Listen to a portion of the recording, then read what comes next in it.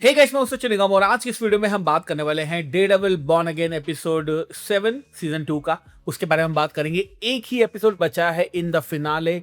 After that हमें पता है कि सीजन 3 की शूटिंग ऑलरेडी चल रही है, तो नेक्स्ट ईयर वो हमें देखने को मिलेगा। लेकिन दिस एपिसोड वाज फैंटास्टिक। अगर मैं बात करूं एक्टिंग की, साथ साथ आपको लगेगा थोड़ा स्लो था ये, बट कहते हैं ना कि जो दिया बुझने से पहले एक बार भभकता है, तो वो इस एपिसोड में हुआ है। साथ साथ म्यूजिक बहुत ही बढ़िया था, कुछ कॉल बैक्स हैं, कुछ कैमियोज हैं और बहुत सारी हम बातें करने वाले हैं इस एपिसोड के अंदर। बहुत सारी चीज़ें कंफर्म भी हुई हैं, तो उनके बारे में भी हम डिस्कशन करेंगे, ठीक है। तो without wasting any more time, let's begin this video.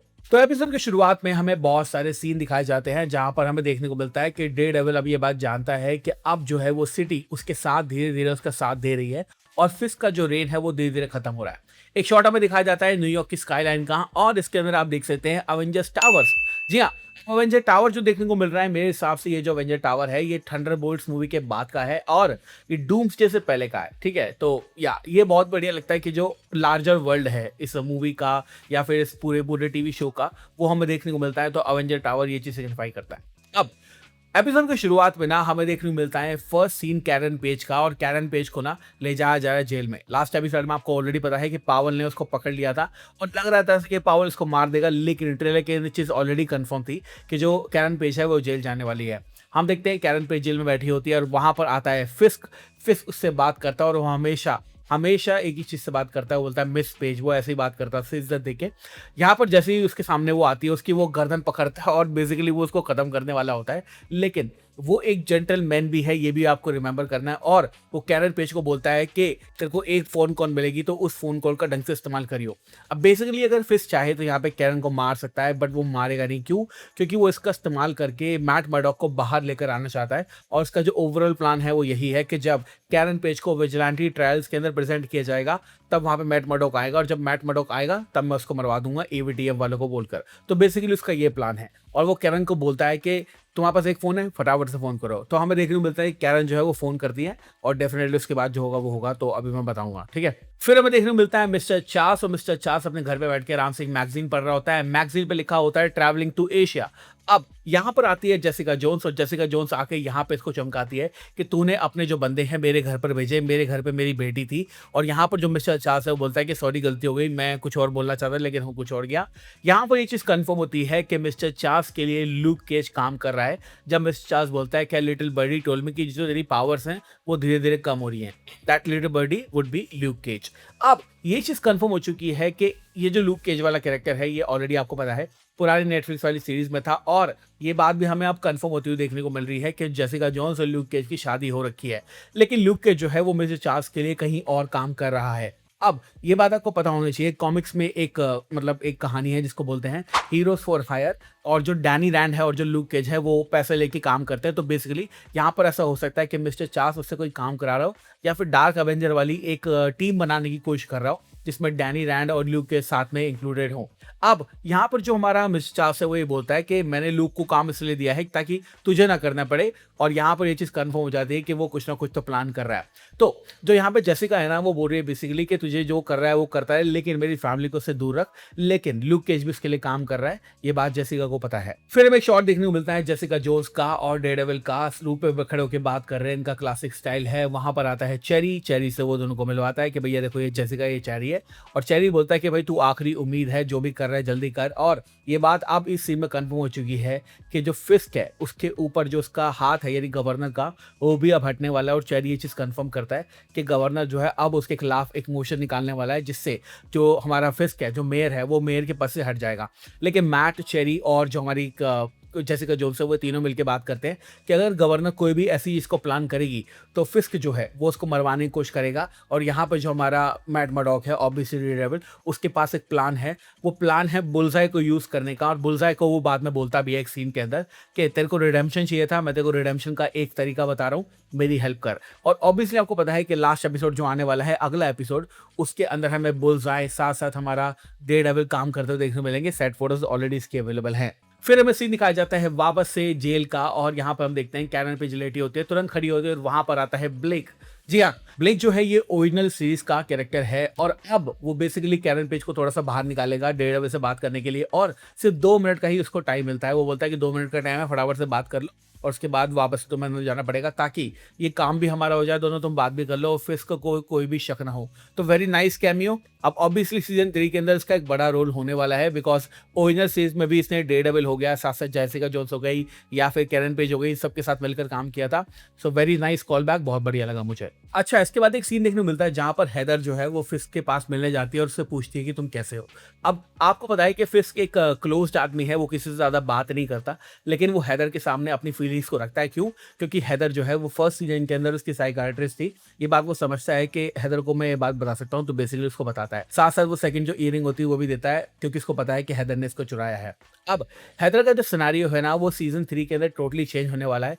इस एपिसोड के अंदर ये चीज कंफर्म हो चुकी है कि वो म्यूज ऑलमोस्ट बन ही चुकी है, और सीजन 3 की कुछ सेट फोटोज ऑलरेडी लीक हो चुकी हैं, जहां पर हमने देखा है कि वो म्यूज के कपड़े पहन के घूम रही है। तो या इसकी जो स्टोरी लाइन है वो अब सीजन 3 के लिए सेटअप की जा रही है, और कहीं ना कहीं ऐसा लग रहा है कि ये जो है वो कैरन को मारने के चक्कर में होगी।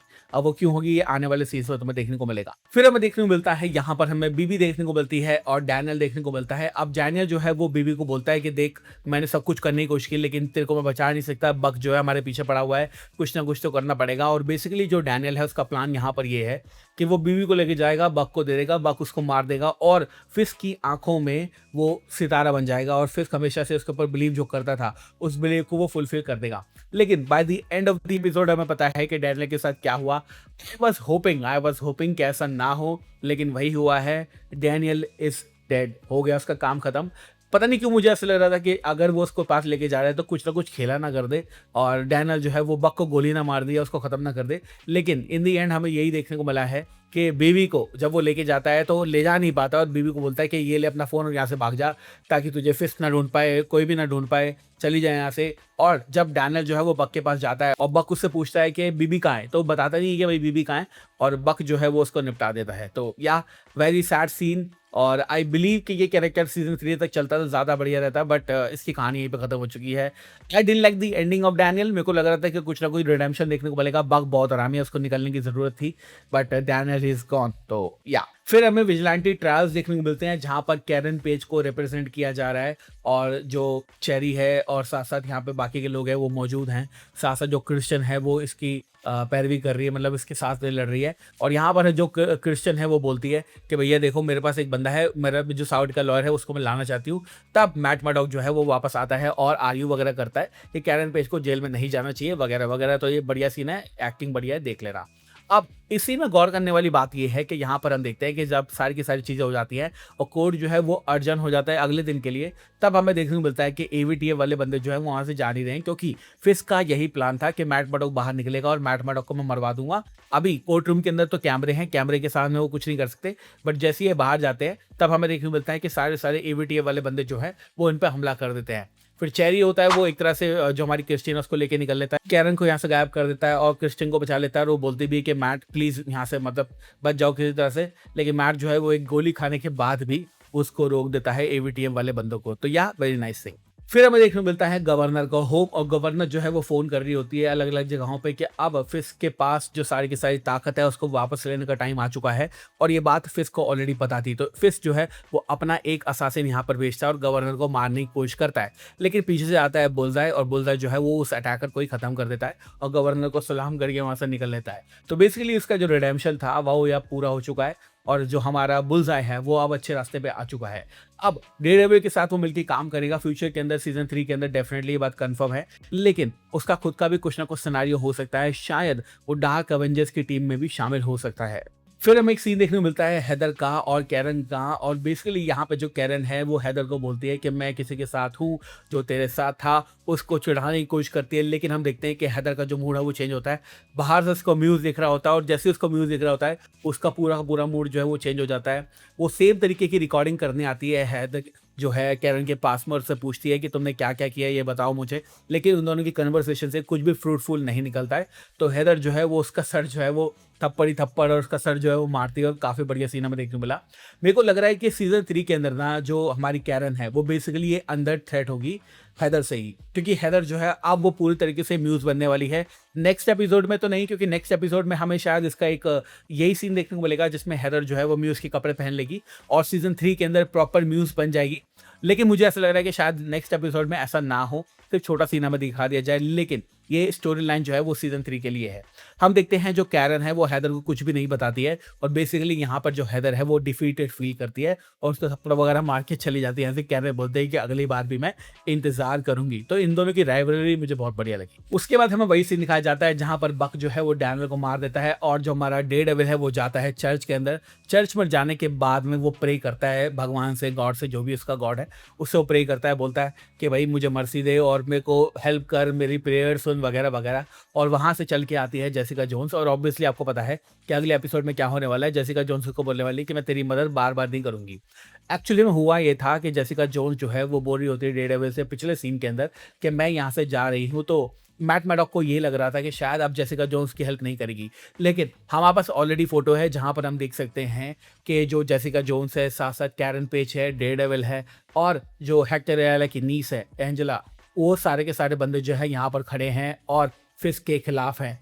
ये बात हमें ऑलरेडी पता है कि नेक्स्ट एपिसोड में जो सारे के सारे लोग हैं वो रिवोल्ट करने वाले हैं।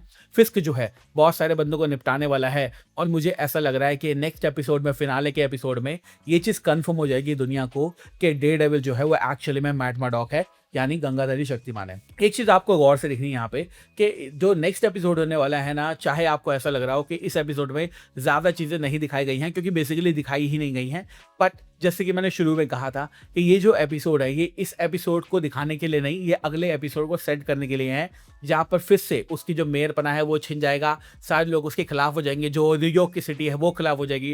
डेयरडेविल के पास अब पावर है, साथ साथ जेसिका जोन्स है, कैरन है, बुलजाई है और भी काफ़ी सारे लोग हैं। तो next episode is going to be fantastic. इस एपिसोड से अगर कुछ हमें सीख के चलना है या फिर कुछ चीज़ें लेके चलनी है वो यही है कि अब सीजन 3 के अंदर अगर मैट मैडॉक जो है आउट हो जाता है एज डेयरडेविल, ये पता चल जाता है सबको कि डेयरडेविल है वो, तो उसको जेल जाना पड़ेगा और हमने सेट इमेजेस ऑलरेडी देख रखी हैं जहाँ पर डेयरडेविल जो है वो जेल में है। तो या और उसका जो कनेक्शन है वो स्पाइडरमैन ब्रांड न्यू डे से भी है, जिसको मैंने लास्ट वीडियो के अंदर ऑलरेडी एक्सप्लेन कर रखा था। मुझे लग रहा है कि जो किंग पिन है वो यहाँ से चला जाएगा, कहीं चला जाएगा और कहीं जाकर बस जाएगा और सीजन 3 में उसका जो आर्क है वो थोड़ा डिफरेंट हमें देखने को मिलेगा, क्योंकि सेट इमेजेस हमने ऑलरेडी देख रखी है जहाँ पर विंसेंट डोनाफ्रियो की दाढ़ी वगैरह बड़ी हुई है। तो जैसे कि मैंने ट्वीट किया था कि I am suspecting a time jump, एक टाइम जंप हो सकता है जहाँ पर हमें सीजन 3 में कुछ ना कुछ देखने को मिले। और यहीं पे जो एपिसोड है ये खत्म होता है। इस एपिसोड में हाईलाइट पॉइंट सबसे बढ़िया मुझे लगी हैदर और कैरन की जो नोक झोंक है, वो सासा इनका जो डायनामिक था, वो डैनियल बेचारा निकल लिया, I didn't like that, but क्या हो सकता था, इसके अलावा कोई चॉइस ही नहीं थी क्योंकि बग बहुत हरामी है। अगले एपिसोड में हमें बुलजाई के साथ साथ एक बंदा बुलजाई का कॉस्प्ले करते हुए देखने को मिलेगा, यानी बुलजाई का क्लोन बनते हुए देखने को मिलेगा, जिसको बुलजाई मार देगा। आई होप दिल से मैं होप कर रहा हूँ कि ये बंदा पावल होने वाला है, बक ना हो, क्योंकि पावल को मरने की जरूरत है सीजन 2 के फिनाले में। And I am expecting a lot of action in the next episode. तो अगेन इस एपिसोड में ज़्यादा कुछ नहीं था, सिर्फ एक कैमियो था, कुछ कॉल बैक्स थे, कुछ ईस्टर एग थे, ज़्यादा कुछ नहीं था, but we should be excited for the next episode. Thank you so much for watching this video. मैं हूँ सचिन, मिलूंगा आपसे अगली वीडियो के अंदर। Bye guys, take care, love you all and have a great amazing day.